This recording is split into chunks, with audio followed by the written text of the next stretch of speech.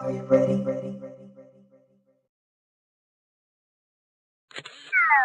You have reached the point of no return. Hey, people of the world, Josh here again this week, and like I said, I'm back on regular schedule. So there's not much for me to talk to you guys about other than the fact that I took the SAT this morning, which was really, really freaking hard. But that's not what I want to talk to you about tonight. Tonight, I'm going to be basically giving you I'm going to be talking about the Mortal Instruments series by Cassandra Clare. Now, if you have read this series, then you know what I'm going to be talking about, and it's really awesome. If you haven't read this series, but would like to, don't watch this video because there's going to be a lot of spoilers, and I'm going to be giving away endings and things, all of those sorts. If you haven't read this series, and you honestly don't care about knowing the ending, then go ahead and watch it. Trust me, you're going to love these books. So, the first book is called City of Bones. Currently, it is being turned into a movie, but basically, this book is about a world filled with angels and demons and these things called Shadowhunters, which are actually people who are part angel and part demon and are able to use these things called runes, which are heavenly marks that give them enhanced abilities. Now, basically, a Shadowhunter is someone who sees the world as it is while the rest of the world doesn't truly see it. Shadowhunters are heavenly warriors that protect the world from demons. It's pretty freaking cool. This book is about a girl named Clary Frey. She is an average 15-year-old girl. Nothing special about her. Or so she thinks. She is at a nightclub one night with her best friend Simon when suddenly she sees a guy getting stabbed to death. He looks pretty freaking weird, but he's getting stabbed to death. Now, nobody else sees this. It's happening basically in plain sight, and nobody notices, other than her. She basically freaks out, runs away, and doesn't see this guy again for a couple of days.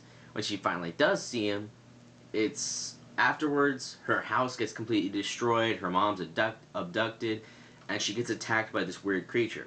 Later, she finds out that it's a demon.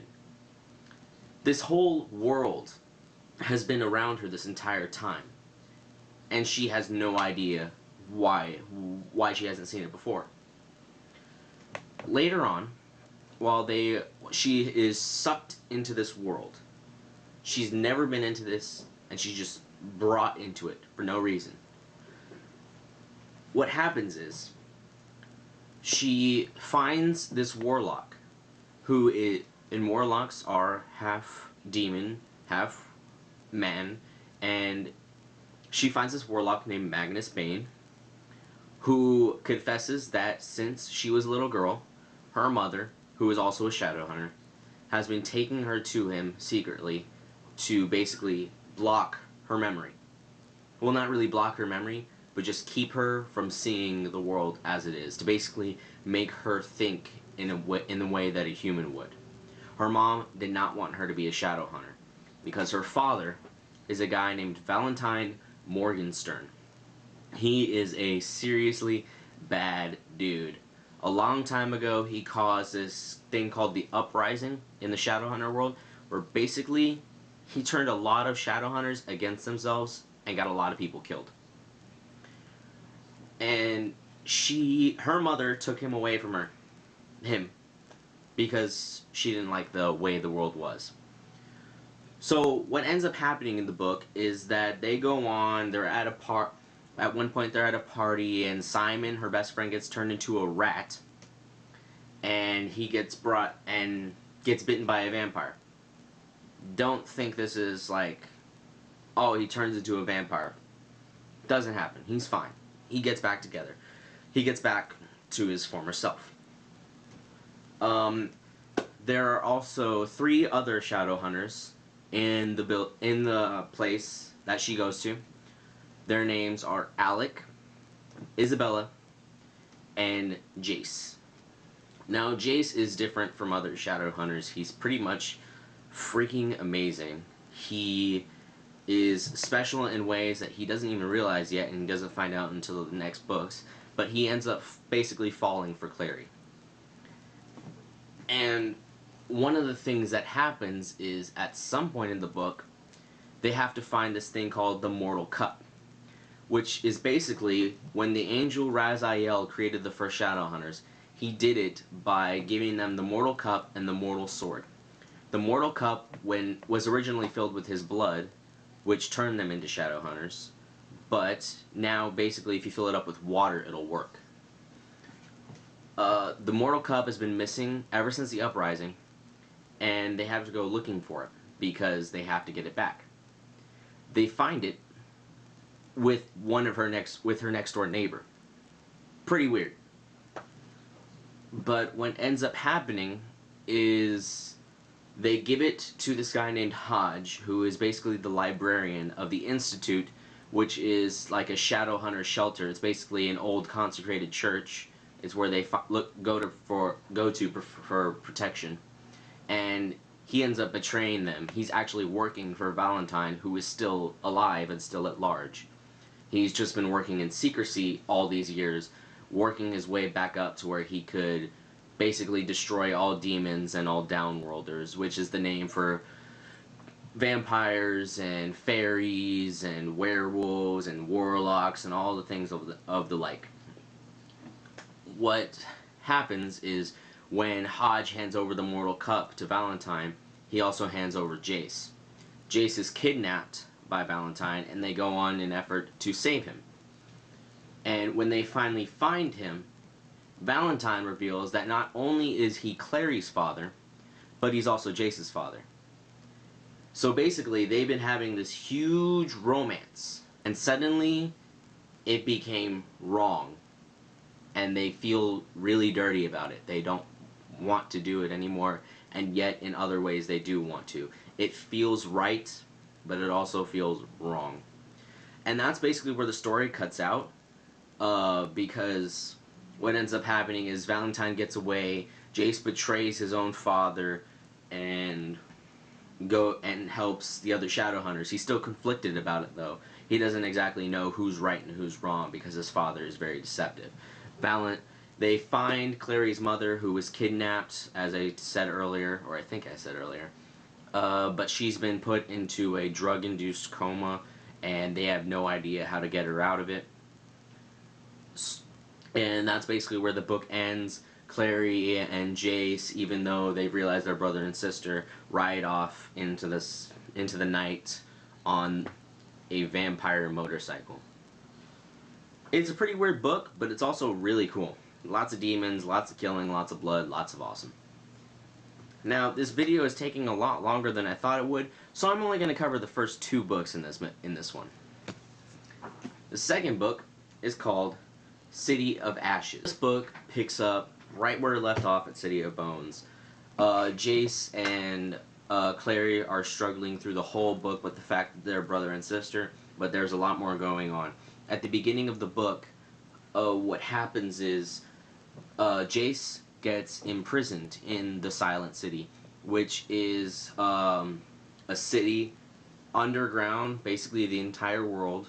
It's the city of the dead. Both the living and the dead can be imprisoned there. It's pretty weird. Like, if a ghost goes down there, basically they can be touched and they can be imprisoned and they're locked away. Jace gets sent there because the world of the Shadowhunters, the Clave, they find out that he is Valentine's son, and they need to question him and basically lock him up because they're suspicious of him. But what happens is, while he's in there, Valentine attacks the Silent City and kills every single one of the Silent Brothers, which are these special Shadowhunters who basically give up their sight, their voice, and their basically everything. They wear cloaks and they're tattooed everywhere with runes that are distinct from other people's. They look pretty freaky. And they can talk to you through telekinetic powers. But Valentine basically kills them all. And Jace gets out, and they realize that the only way to beat Valentine is with the help of downworlders. So they go to the Fairy Queen and they ask for help. She says that fairies always side with the most powerful side, and at the moment it looks like Valentine. But she's willing to help them if they do something for her. Now this is where it gets weird. She wants Clary and Jace to kiss. She knows something that they don't know. You don't know it either. She wants them to kiss though. They're very conflicted about him. They don't really know what to do. Simon's right there. Isabel's right there. Alec is right there, who's gay and loves Jace. It's a lot of really strange stuff that goes on, but they end up doing it. They end up kissing, and it becomes really passionate. And when they break apart, it gets really awkward. So later, what happens is, and afterwards, Jay says that even though they're brother and sister, they should still date, but secretly, so that way nobody's like, no, you can't do this, don't do that, that's wrong. Basically, Jace is kind of weird. Later, what happens is Raphael, who is a vampire, basically he's the head of the New York vampires, he comes up to them. He's one of the vampires in the previous book who basically attacked the Shadowhunters when they went into their lair. He arrives with Simon, who is on the verge of death. What happened is, in the previous book, when he was bitten by a vampire, that small amount of blood that he ingested when he bit back, it turns out that it's killing him. Like, it's completely ravaging his body. And he can't do anything about it. So what ends up happening is Simon dies. He dies. But they bury him, and he comes back as a vampire. Apparently, burying a dead person who has been bitten by a vampire and has consumed the blood of a vampire is the only way to make them a vampire. Like, they die, but if you don't bury them, they won't become a vampire. Or they already are, but they can't rise. They have to be buried, and the sooner the better, because the longer you take to bury them, the less of chance that they'll be able to get out on their own. And if they can't get out on their own, they're not going to survive. It's basically like a whole caterpillar type thing. It's kind of weird. What happens is there's this werewolf named Maya, and she gets injured with wounds that are really serious, so they go back to Magnus, who treats her wounds. And Clary, earlier in the book, she went to the Silent City to free Jace, and she came up with this really powerful destruction rune that she doesn't even know that she was able to do. Nobody's ever seen really anything like it before. There are destruction runes, but they don't do what she did. And basically it was the same rune but times 10, and so they're trying to figure out exactly how she did it. Everybody's kind of curious on what she can do, so they basically challenge her to make another rune, and this time she makes a fearless rune, but they don't know if it works, so they try it on Alec. She draws it on him, and it makes him fearless. He actually goes up to his parents, who don't know he's even gay, and tells them that he's gay and he's dating a downworlder, which is like against the rules if you're a Shadowhunter, because it's just like it leads nowhere. You can't do it. And what ends up happening is he wakes up like a couple minutes later, and he's like, he doesn't remember it, and they're asking him questions, so he decides to go to bed, and he decides to just like, I'm done with this for now. But during the night, Jace borrows a vampire motorcycle from Raphael and goes to see Valentine on a ship. Valentine offers his loved one sanctuary if he joins him and comes back to Idris, which is their home world. It's like somewhere in between Europe and Russia, but you can't see it because it's got all kinds of barriers around it, so humans can't get in, and we can't even tell it's there. So basically our globe is like incorrect. But he refuses, and he is accused by the Inquisitor of working with Valentine, because apparently the Inquisitor was tracking him. The Inquisitor is like basically in charge of knowing everything with the Shadowhunters. And around this time that the Inquisitor is doing this, Maya gets kidnapped again. And she's taken by Valentine, who apparently wants her for a reason that's unknown.